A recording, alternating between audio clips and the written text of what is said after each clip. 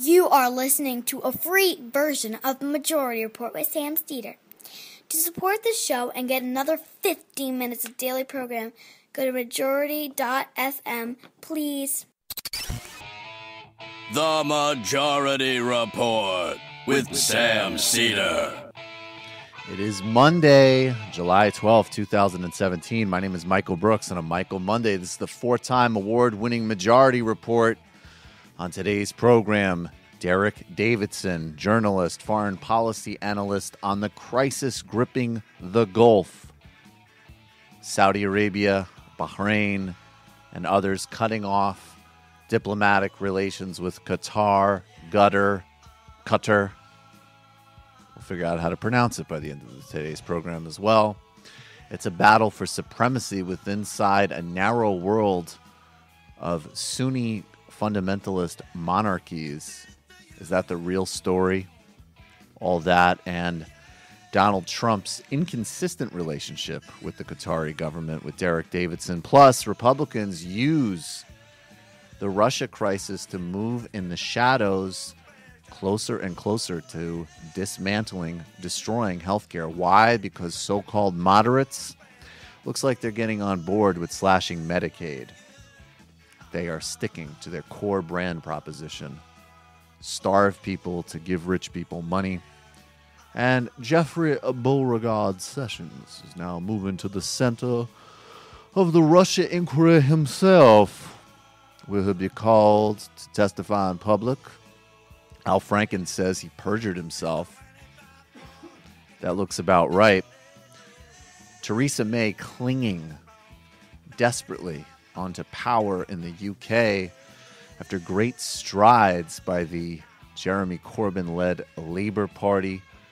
What's next in the UK and global progressive politics as Bernie Sanders gives a very important speech at the People's Summit in Chicago, which correlates with new research conducted by Stan Greenberg. The Democratic Party does not have a white working class problem. It has a working class problem. That's why things like universal health care are appealing to everybody that isn't rich. And Emmanuel Macron scores big wins in regional elections, but is it his neoliberal agenda or is it his consistent humiliating of Donald Trump? Probably also the fact that he's a fresh face in a sclerotic political scene.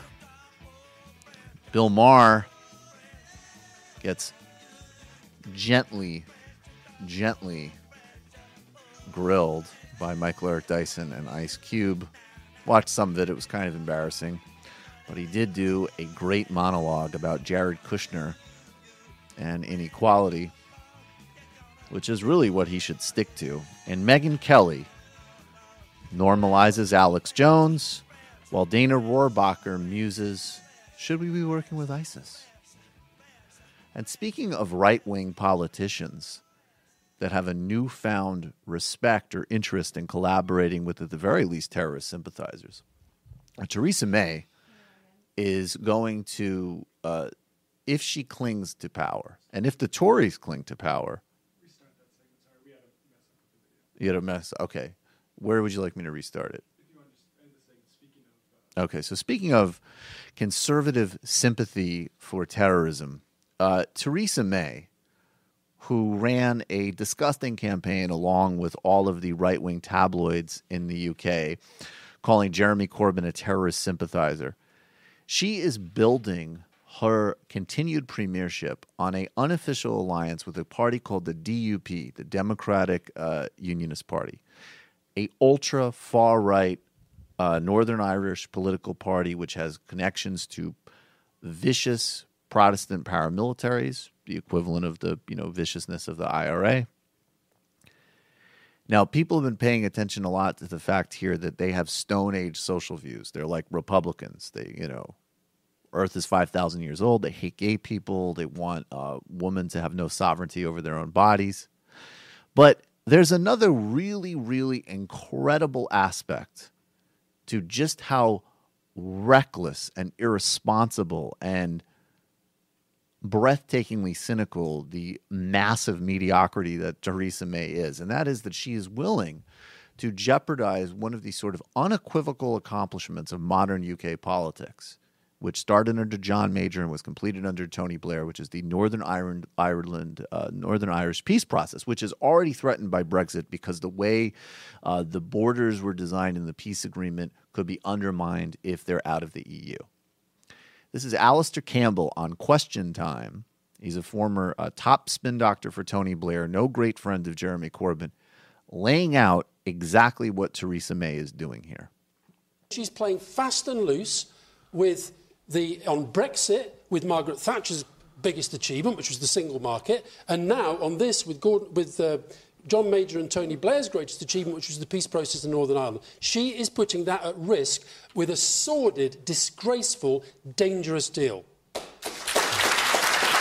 And I'll just quote really quickly, Jonathan Powell, who helped negotiate, was the former UK chief government negotiator in Northern Ireland, wrote in The Observer, since 1990, the British government has been neutral in Northern Ireland, backing neither the Unionists nor the Nationalists. Powell, who was also a former Prime Minister Tony Blair's chief of staff, writes, if Mrs. May depends on the DUP to form a government, it will be impossible for her to be even-handed. The other parties in Northern Ireland will know that the Unionists can pull the plug at any stage and hold the government hostage. Strong and steady. Strong and steady. Here's something that actually is strong and steady. If you're looking for a Father's Day gift, you already know what it is, and you want to avoid a last-minute hustle of finding a gift, let me tell you about Omaha Steaks and how for only $49.99 you can get my limited-time Father's Day package when you go to omahasteaks.com and enter code REPORT in the search bar. That's in the search bar, code REPORT. That's 80% off. For less than $50, you get 2 filet mignons. Filet mignons. Top sirloins. Chicken fried steaks. Or steaks. Boneless pork chops. 4 burgers. 4 jumbo franks. A 12-ounce package of all-beef meatballs.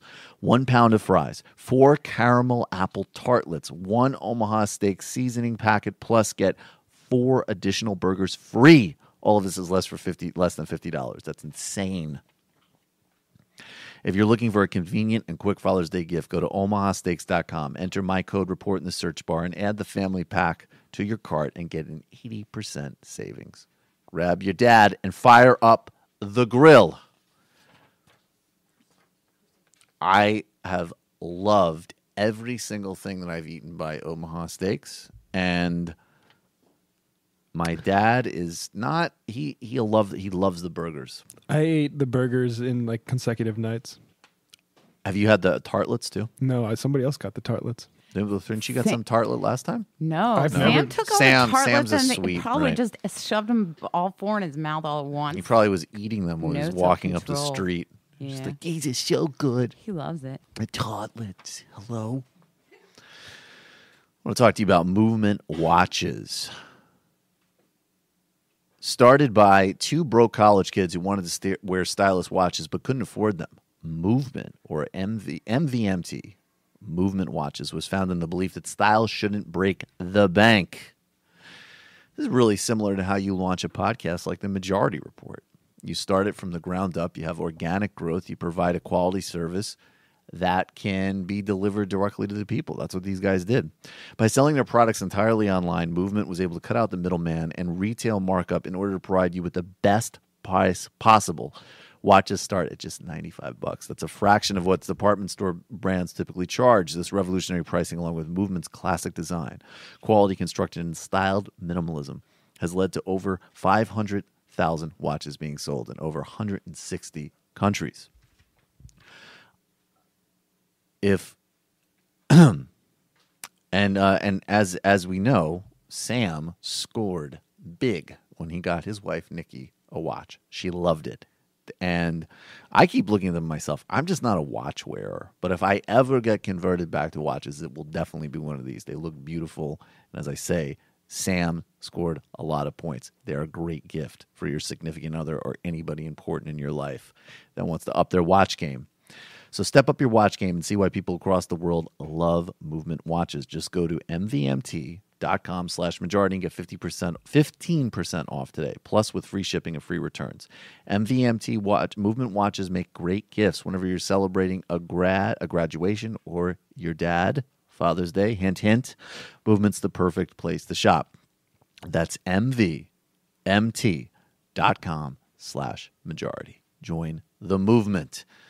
And here's another movement that we're very committed to on the show. Harry's, our old friend Harry's. How are you, Harry? Father's Day is just around the corner, and dads are impossible to shop for. Well, impossible? Not really. Because fortunately, our friends over at Harry's have a special offer that you and your dad are both going to love. Go to harrys.com/majority report and get $5 off of their shave sets, including limited editions Father's Day set, which comes with a storm graze razor handle, chrome razor stand, foaming shell, 3 replacement blades, and a travel cover, and is packaged in a sleek giftable box. I love Harry's. Every time I shave, I use Harry's. It is the perfect razor. I can't really add more to that. Whenever I'm clean shaven, that's because of Harry's. Matt loves Harry's. Sam will go into great detail about his nose hairs and the angles and all of that. I don't do that. I keep it simple. Harry's is the best shave I ever had. I love Harry's too. Kelly loves Harry's too. Everyone loves Harry's. If you have taste, you love Harry's. I got 2, and I do actually have one that I'm taking up with me to Mass when I see my pops. I just installed a fog-free mirror in my shower, and I used it with my Harry's, and it was very good. What a classed up operation you got over there. You have a little scotch for yourself when you're done? Oh, maybe. Yeah, indeed. Go to Start the Carrie. morning. I can see why you're in such a good mood when we do prep now.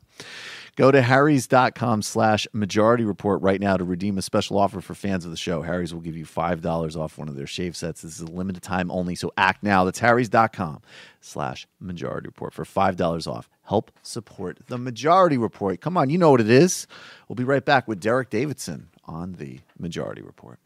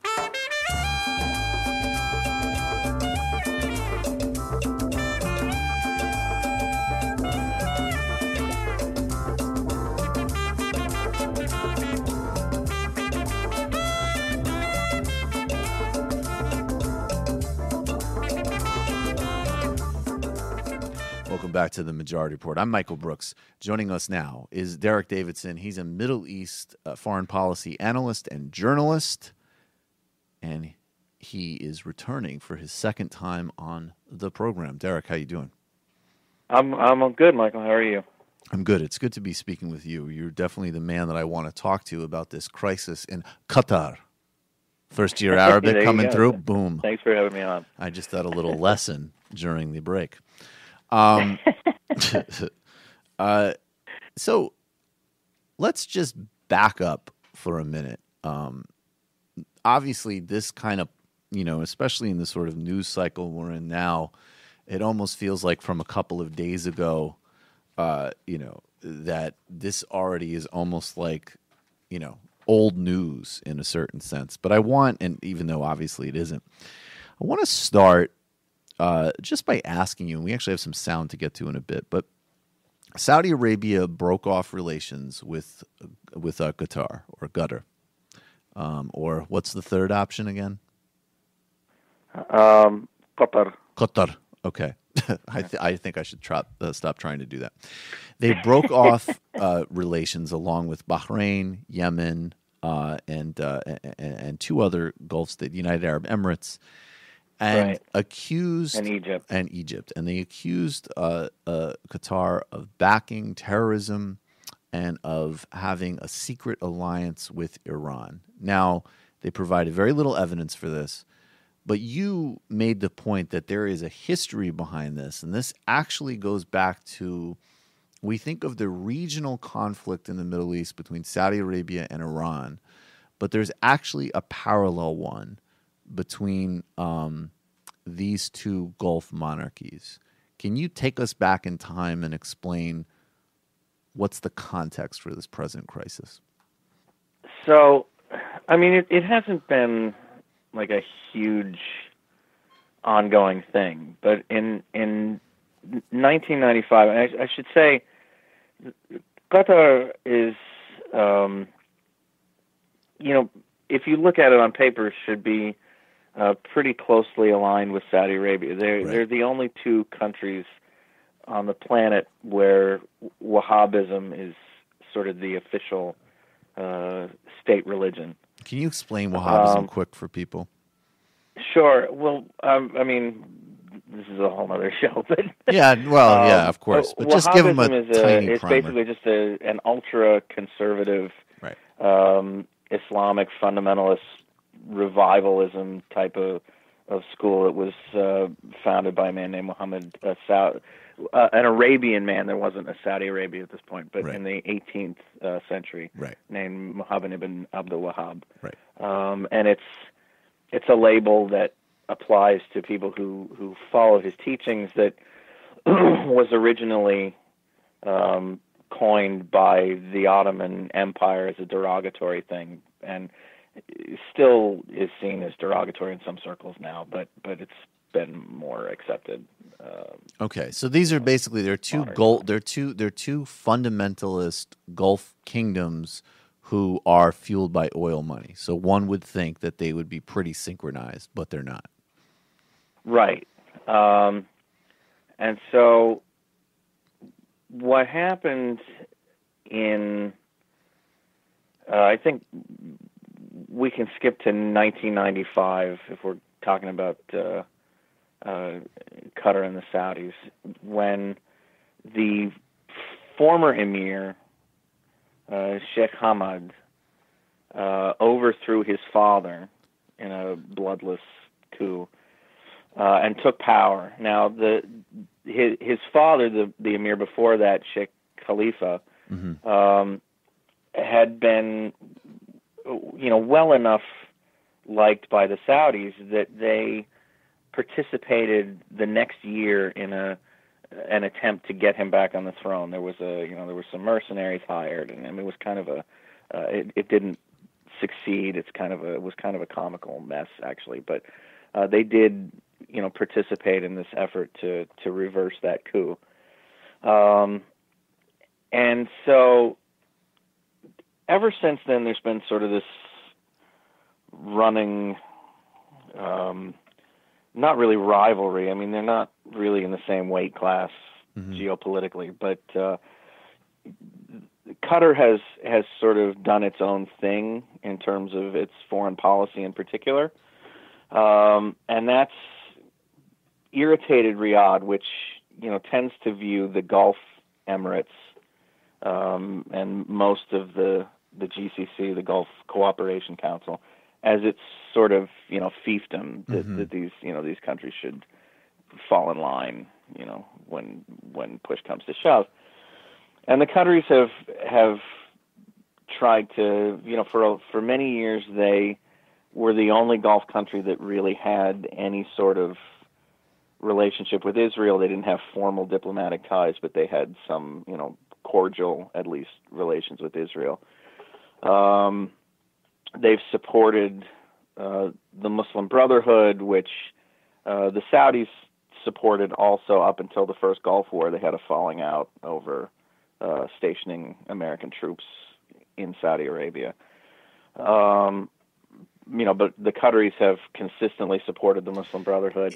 Is that where? I'm sorry, finish your thought, but I had a follow-up about that. Well, the third thing, which I think is the biggest thing, is they've maintained, again, not like close relationships. There's not an alliance or anything like that, but cordial relations with Iran. And that's partly because, Qatar's biggest source of wealth is what's called the North Dome gas field in the Persian Gulf, natural gas field. Mm-hmm. And it's big enough that it extends across the Gulf into Iranian waters. So there's a portion of it that's belongs to Iran. And so, the Qataris kind of have to maintain decent relations with Iran because of the pressures of, everybody getting along over this gas field. But was this accelerated during the Arab uprisings? It seems like the kind of public presentation is that so that the Saudis, on one hand, obviously spread their largesse globally to promote a narrow ideology of Sunni fundamentalism. And that's a problem in foreign policy and in the Saudi presence. But at the same time, specifically with the outbreak, other than in Syria, where obviously they've supported, every type of group imaginable that's trying to dislodge Assad. Besides that, the Saudis' impulse after the Arab uprisings was to try to really preserve the status quo. So contrary to what some people might think, and I know you go even deeper in terms of the falling out with the Muslim Brotherhood going back to the early 90s, but people might generically think like, oh, okay, in Egypt, the Saudis are going to support Muslim conservatives over secular military, but they don't. They strongly supported and were actually quite angry. That's one of the reasons that the Saudis had a falling out with the Obama administration, that the Obama administration was not supportive enough of maintaining the Mubarak dictatorship, and now they have supported Morsi. The Qataris, on the other hand, have backed the Muslim Brotherhood. They've backed rival groups in Libya. That's another area where the Saudis and the Qataris are in conflict. And then at the same time, the Qataris, very similarly to the Saudis, while kind of playing, I guess not just footsie, having very close relationships with very fanatic Sunni groups. Some of them are definitely terrorist groups. They also, like the Saudis, they spend, they give money to Brookings. They give money to academic institutions here. And then the third thing that I want you to kind of address, I guess, is the Al Jazeera factor. The Qataris host Al Jazeera, which is not perfect, but it is a network, certainly in English, that does some very effective journalism, and is some type of voice in the region that is certainly higher quality than obviously any kind of state-run media. That also has supposedly made the Saudis angry. But we get to Iran in a second, but those kind of 3 points of the fallout of status quo versus change in the Arab uprisings, the ways in which the Qataris and the Saudis have the same pattern in terms of just throwing their oil money everywhere so that they can, they be tight with the United States, but also support ISIS and be friendly with Israel, which maybe is another Saudi parallel. And then the Al Jazeera factor. Yeah. So, the Arab Spring really kind of freaked the Saudis out quite a bit. And I think we look at Riyadh's foreign policy, and it's sort of, you're right. The thing we all always take away is, they spend all this money to support fanatical sort of ultra-conservative Islam all over the world. But historically, that's only been, that's part of the deal that they sort of have with the religious establishment in Saudi Arabia that the royal family has, is to support these things. But historically, Saudi foreign policy also is very interested in preserving the status quo, because they are the status quo, right? The monarchy is the status quo, and any revolutionary force or something that looks like it might threaten established regimes is always something to be feared. If you go back to the mid-20th century, we talk about the Saudis in Yemen, sort of opposing these Shia rebels. They backed the Shia monarchy in Yemen against a Republican, revolution that was supported by Egypt in the mid-20th century. So, their ideology has both of these strands. Like, we want to preserve the old guard, in addition to the Wahhabi extremism. And what happened after the Arab Spring, you had a lot of protest movements that morphed into, serious threats to old guard authoritarian regimes, and a lot of them involved the Muslim Brotherhood. Particularly, the big example is Egypt, but the Muslim Brotherhood was involved in other places: Tunisia, Syria, Libya, etc. And Qatar, has long had sort of a good relationship with the Muslim Brotherhood, and I think the Qataris saw the Arab Spring as an opportunity to back these revolutionary movements. They saw this is this is the direction the region is going, and we can, we have the resources to support these movements. And when they come to power, they'll, we'll sort of be the godfather of the Arab Spring, and we'll have a lot of influence, and which is something that they've wanted for a long time. They've sort of wanted to have influence on par with their financial resources, as opposed to, on par with their actual size. Mm-hmm. So that's been a big thing. And in 2014, the Saudis orchestrated something like what's happening now. It wasn't to the same level, but they orchestrated a number of countries cutting off diplomatic ties with the Qataris. And that was specifically over the Qataris' support for the Muslim Brotherhood government in Egypt. They just kind of had it. And that, that was about, I think, 8 months that dispute lasted before everybody kind of got back on the same page and normalized relations again.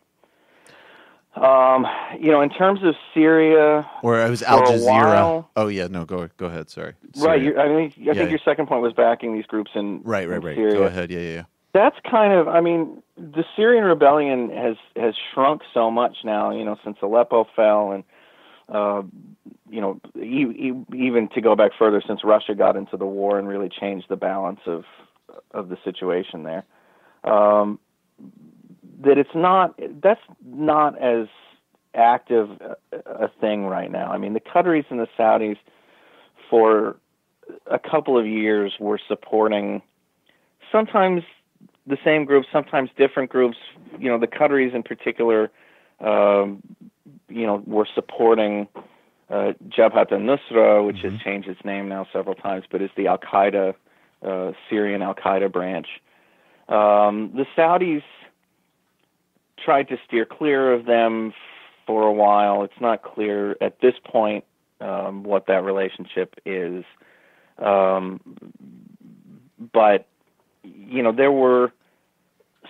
there were conflicts in Syria. You had groups that were taking Qatari money fighting against groups that were taking Saudi money, and sort of battling it out for influence in the overall rebellion.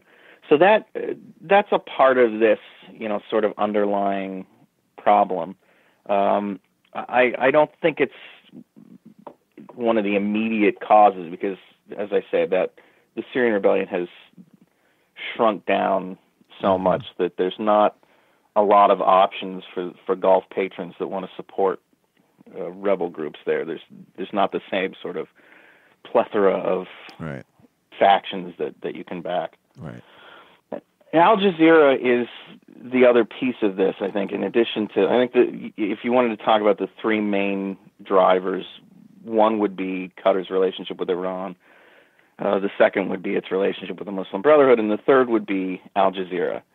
The Gulf countries, in particular the Saudis and the United Arab Emirates, really loathe Al Jazeera because it does, as you say, it's not perfect, and there are questions about its editorial judgment on both the Arabic and, to a lesser extent, the English side when they cover stories that have to do with Qatar. Right. But they've reported, the Saudis would say, not objectively. I think the Qataris and Al Jazeera would say they've reported objectively about the other Gulf states. And the Arabic station, which, is probably more the concern here, has really heavily advanced the Muslim Brotherhood point of view. Right. They've got a couple of hosts on that channel that are, very strident pro-Muslim Brotherhood people. And, it's just sort of been a constant aggravation for the Saudis and the Emiratis in particular, who have state media, and Al Jazeera is not quite state media. It's something more independent, and has been irritating for them. Okay, so we have, and we'll get to the Trump and the U.S. dimension because, of course, like the great irony, and not dissimilar from the Saudis, but we have a major base in Qatar, and and of course they're patrons of Jabhat al-Nusra, which so there is this sort of odd, truth, I guess, in some of the things that Trump is irresponsibly saying, but we'll get there in a second. Right? I mean, this is a very big move to cut off relations, to kind of impose a blockade. And I just want to play this sound really briefly. This is Qatari Finance Minister Ali Sharif Al Ahmadi. How am I doing on the pronunciation there, Derek? That was, you're in the ballpark. That sounds like Gentleman C. He's talking on CNBC, and he basically is saying that he's not going to, that this is all about dictating, Saudi trying to dictate their foreign policy. And I want your comments on it, and then I want you to, pivot, because if this goes as it goes, I mean, is there a possibility here that the Qataris say, all right, fine, forget it. Iran, we're going to escalate from friendly to, positive relations. It's going to be built around that shared natural resource, and, forget our other supposed Gulf brothers. But let's just listen to this for a moment. This is Ahmadi, Qatar's finance minister, on CNBC. It's what's happening around us. I think it's a lot to do that they would like to dictate our foreign policy, and everybody knows that Qatar will not allow that somebody will take its to dictate its foreign policy or to manipulate how their foreign policy should be run. So they were looking to manipulate. And I think that was the main reason for whatever the action that they've done. Now, when we talk about Qatar's relationship with the United States, you have two major U.S. military installations in Qatar, but we've seen some mixed messages from Washington. When you look at what's happening today, would you still say that President Trump is a man that Qatar can do business with? Well, I think we need to look at the history of the relationship. I think whenever you look at Qatar plus the Western allies, if it was in Europe or it was in the United States, this is a very long and historic relationship. We're not talking about presidents here, or we're talking about a previous administration. We're talking about decades of relationship, and it's been quite a very good relationship in all aspects. If it was military or economically or even social and politically. So, and I think what we're seeing today is a little bit up and down here, but we understand that this is a delicate situation for all the regions in the Gulf. And hopefully that we can come out of this in a much stronger way for Qatar. We've heard from U.S. Secretary of State Rex Tillerson, and he was urging calm, while at the same time the president was saying, quote, that Qatar is a high-level sponsor of terror. What do you think he's talking about? Well, I think if you go back to 1 week, where is the President Trump actually praising Qatar and the GCC and the Arab Islamic Conference, which was in Riyadh, I think, he started his speech by really praising Qatar and becoming Qatar is really an important partner in actually combating terrorism and money laundering in the world. So, and I think the message was very clear from the American administration that we're taking good part in this, and we're working with our allies, with our partner, with our friend, really to combat. This is a very difficult region. Okay, so there you go. I mean, we'll get, obviously that opens up the Trump dimension, which I have thoughts on too, but start with the Iran thing, because it seems like that's maybe encoded in the first part of the answer, which is, I mean, we already talked about Muslim Brotherhood in Al Jazeera, but there's the Iran aspect of trying to control their foreign policy. Do they move closer? Like, does the Saudi conspiracy that they have a secret alliance with Iran, which the Saudis have not provided any evidence for, does that become a self-fulfilling prophecy because of what the Saudis are doing? I mean, I think it could.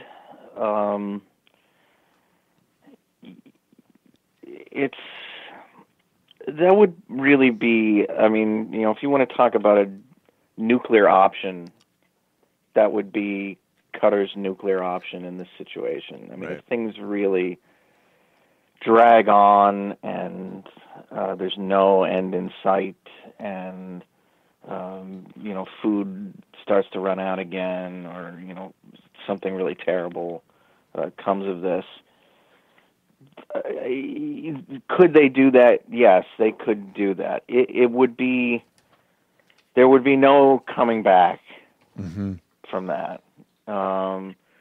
And Qatar, you know, while it has some vulnerabilities with respect to Iran, and you know, therefore has tried to maintain a friendly relationship with Iran, it's got many more vulnerabilities to to countries like the Saudi Arabia and the UAE and Bahrain.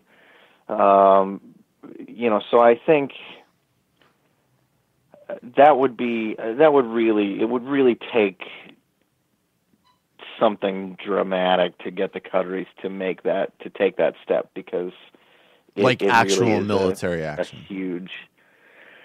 Yeah, maybe. I mean, I don't see things escalating in that direction, because even without the Qataris asking, I think a Saudi threat on Qatar that would then, also threaten their shared gas field, I think would draw an Iranian response anyway. I don't think the Qataris would even have to ask for assistance.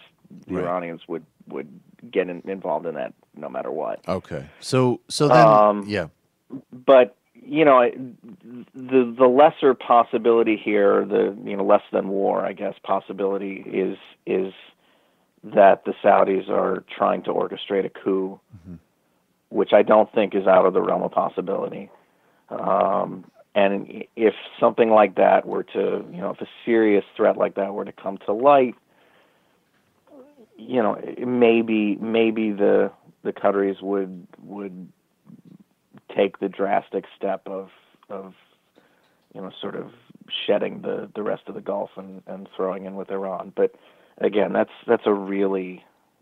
would be a really dramatic thing for them to do, and I think they would like to avoid it at all costs. Derek, you and I have talked about, off air, about one of the kind of things that has emerged with Trump is that, in many ways, just like with domestic policy, he is just kind of a grotesque amplification of what already was the consensus, whether it's, Republican, give rich people money and destroy the federal government policy, but also in foreign policy. I mean, in some ways, for all of the kind of weird neo-isolationist ticks and shout-outs to the alt-right, it's kind of been a sort of Rubio-esque foreign policy in many ways. But with this situation, this is an area where it does seem like, probably no other president would be contradicting his Secretary of Defense and Secretary of State, who are trying to, issue signals to calm the situation down. And then Trump, as was indicated in an interview, is contradicting Tillerson in tweets. He said just the other day that, and this is where the U.S. has its largest base, and it serves as CENTCOM's forward, headquarters for the region. He called it a funder of terrorism at a very high level. Now, I don't like to adopt Trump speech patterns, but that's kind of true. And it basically seems that the Saudis, they're savvy enough to take the simplest lesson of all, which is that if Trump comes to your country and you throw a billboard up of him and you give him an amazing necklace and you say, my friend, you're much better than Barack Obama, much better. And your daughter is a total 10. I mean, a 10. It's like, why would there even be a rating scale? Maybe they even offered to behead Melania for him. If you do that, you are going to get loved by Donald Trump. And he will throw a delicate Game of Thrones balance out the window in a second because you're a billionaire, you're royalty, and you treated him well. Yeah, I think it's the same. It's the same thing we've seen to some extent in Asia, where he had his Mar-a-Lago meeting with the president of China, and all of a sudden great guy was basically, getting his policy briefings for East Asia from Beijing. Right. It's like I'm not friends with Putin he anymore. He's not as cool. The Chinese are the new guy. He's cool. That guy's so cool. He's so awesome. I had no idea. He's so ignorant of policy and so disinterested in learning more about it that he makes these connections with fellow people of an autocratic mindset or fellow billionaires or I don't even know if he's a billionaire, but probably not.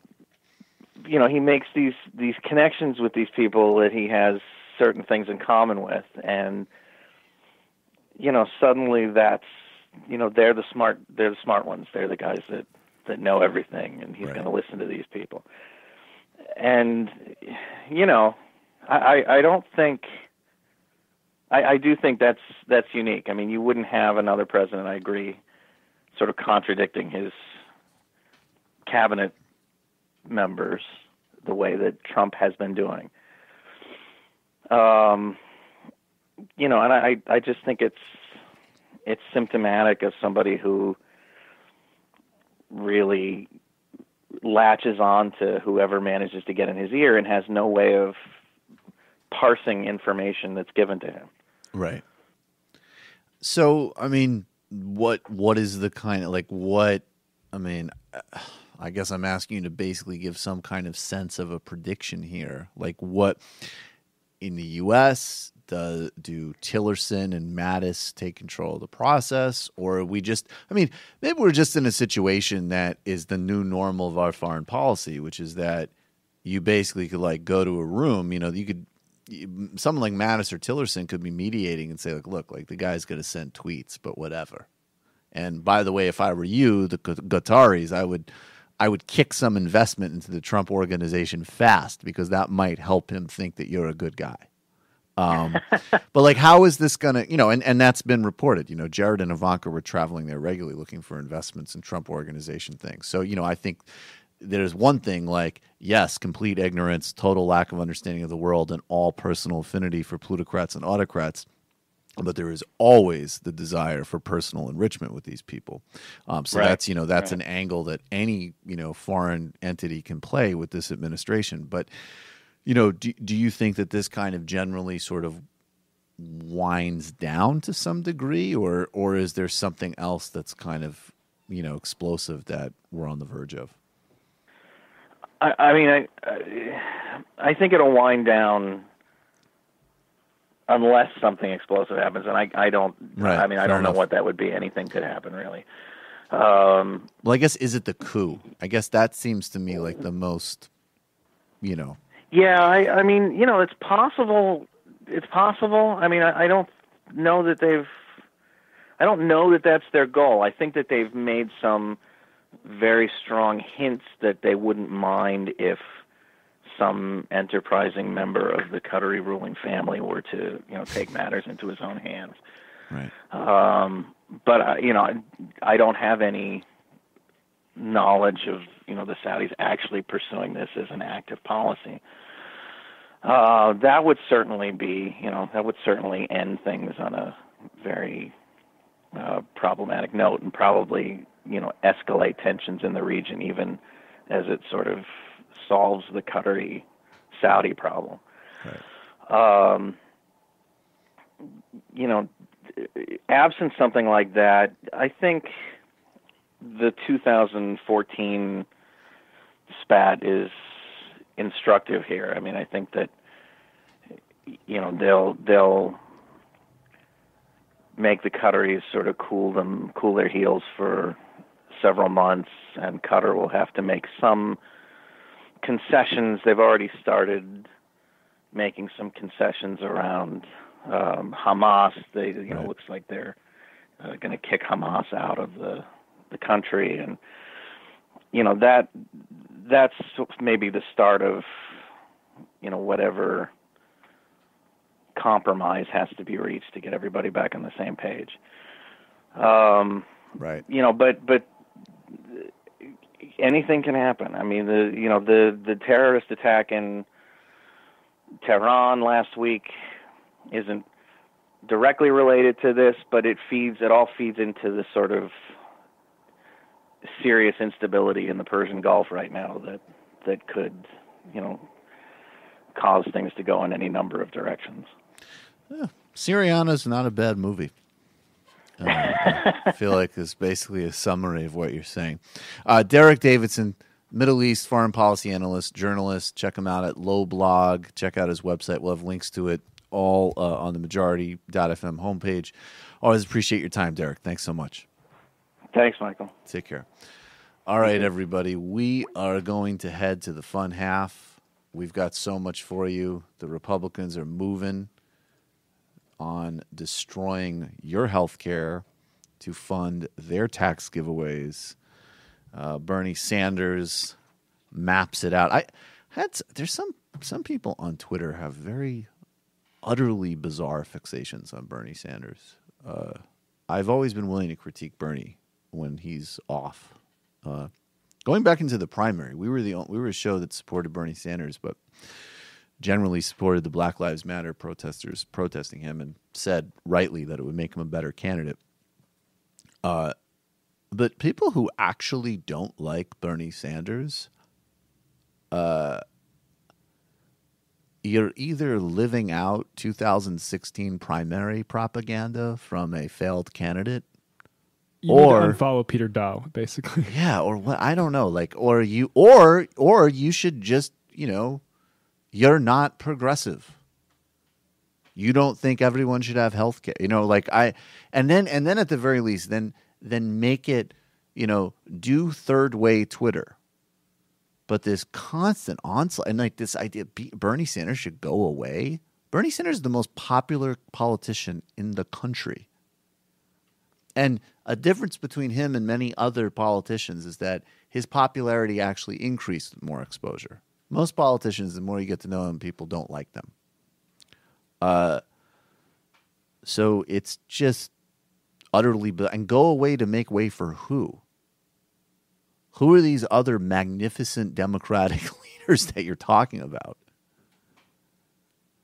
I mean, and it's not like I think Bernie's generally pretty good about not feeding into his own personality cult, because I mean I watched his People Summit speech a number of times. The crowd started chanting Bernie, Bernie, and he's like, no, it's not Bernie, it's you. It's about you. It's about you. I mean, the guy's been saying the same thing for decades, and while a lot of people that are somehow retroactively woke or progressive in this bizarre reading, obviously starting with the Clintons, were doing everything they could to accommodate Wall Street, did nothing about income inequality except increase it.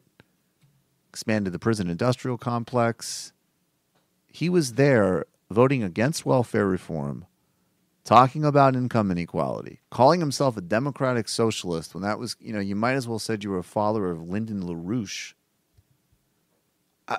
And what, he had the temerity of running like a gentle issue-based campaign against Hillary Clinton? And let me be really honest. Like, look, if you were running a real campaign to win that primary, it would have been significantly tougher. Significantly tougher.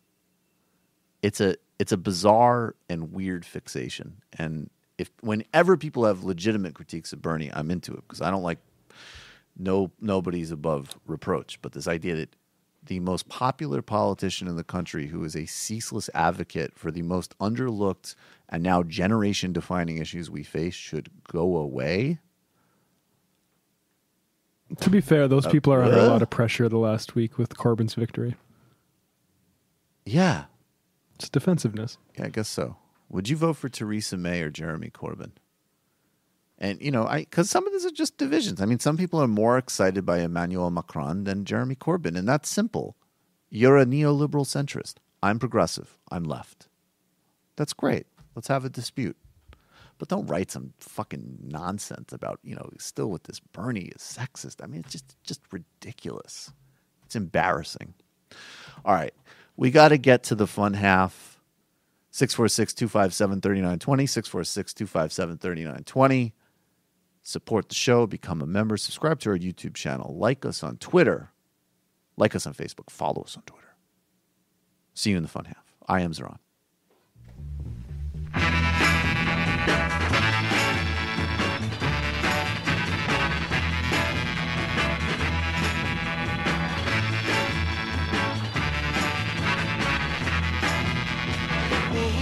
All the time, she said no, no, no, no, like to speak my mind. She said no, no, no, no, and I know her time's not free. She didn't waste none on me. Situation sad. Said no, no, no, no, things are looking bad. She said no, no, no, no, and if it was up to me, I'd tell her a thing or three.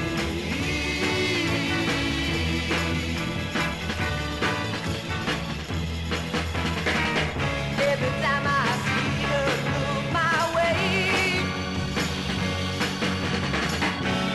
I don't know, girl, what to say.